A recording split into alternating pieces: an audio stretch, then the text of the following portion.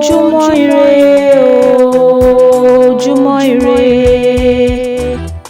ẹni tó ń wáyọ̀ kó láyọ̀ o, ẹni tó ń wá àánú kó ráàánú gbà, ẹni tójú ọmọ ń pọ́n kọ́ba òkè dá lóhùn ayọ̀ rẹ̀, ẹni tí ò rẹ́ni fẹ̀yìntì ń kọ́ o kélédùà fún láláàánú, ẹni tí ń sọkún àsun ìdá kí Jèhófà nu omijé rẹ̀ nù, ẹni tọ́nà rẹ̀ dojúrú kọ́lọ́run bá tó lẹ́sẹẹsẹ, ẹni tílé rẹ̀ dàrú kẹ́mi mímọ́ bá a dá sí i o.